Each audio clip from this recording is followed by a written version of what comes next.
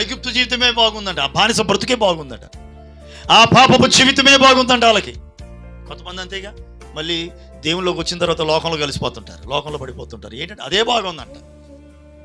మరి అదే బాగుంటుంది వీళ్ళకి, లోకాశంలో ఉన్న వాళ్ళకి అదే బాగుంటుంది. ఇక్కడికి వస్తే లోకాశలను జయించాలిగా, పాపాన్ని జయించాలి కదా, జాగ్రత్తలు తీసుకోవాలిగా. ఎక్కడ పడితే అక్కడ కూర్చోకూడదు, ఎక్కడ పడితే అక్కడ నుంచోకూడదు, ఎక్కడ పడితే అక్కడ నడవకూడదు. అంతేనా? మొదటి కీర్తనలో ఏముంది? దుష్టుల ఆలోచన చొప్పున నడువక, పాపుల మార్గంలో నిలువక, అపహాసకులు కూర్చుండే చోట కూర్చుండక. అది నడవకూడదు, నిలవకూడదు, కూర్చోకూడదు. మరి ఏం చేయాలి? యెహోవా ధర్మశాస్త్రమునందు ఆనందించుచు దివారాత్రములు దాన్ని ధ్యానించువాడు ధన్యుడు. అది దేవుని వాక్యమును బట్టి సంతోషించాలి, ఆ వాక్యాన్ని దివారాత్రులు ధ్యానించాలి. అప్పుడు మనం ధన్యులమవుతాం, దీవించబడతాం. అది సంగతి. ఎక్కడ పడితే అక్కడికి నడవకూడదు, ఎక్కడ పడితే అక్కడ నుంచోకూడదు, ఎక్కడ పడితే అక్కడ కూర్చోకూడదు. అబ్బో, ఎట్టుంటే అట్టు కుదిరిద్దండి మాకు.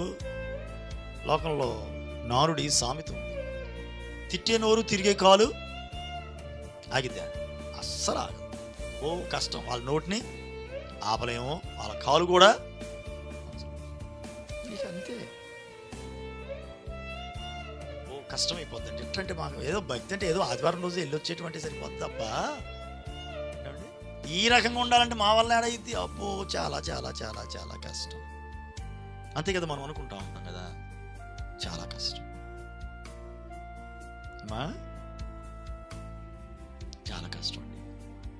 అబ్బో, దేవుడు లేకపోయినా పర్లేదు, మేము వెనక్కి వెళ్ళిపోతామండి, మాకు అదే బెటర్ అని కొందరు ఏం చేశారంటే, దేవుడు తమతో రావట్లేదు అన్న సంగతి తెలిసి, దేవుడు తమతో లేడు అన్న సంగతి తెలిసి మరలా లోకంలోకి వెళ్ళిపోవాలని, ఐగుప్తుకి వెళ్ళాలని వెనుదిరిగారు.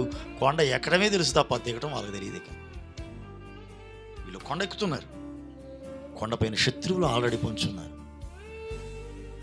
వెంటనే వాళ్ళ మీద యుద్ధం చేశారు, బాణాలు వేశారు, కత్తులు వేశారు, యుద్ధం చేసి చంపేశారు.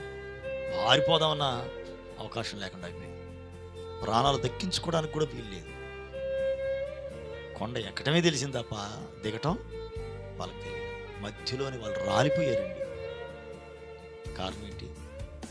దేవుడు వారితో కూడా లేడు. ఆ సంగతి తెలిసి ప్రయాణం అయ్యారు మరలా లోకంలోకి.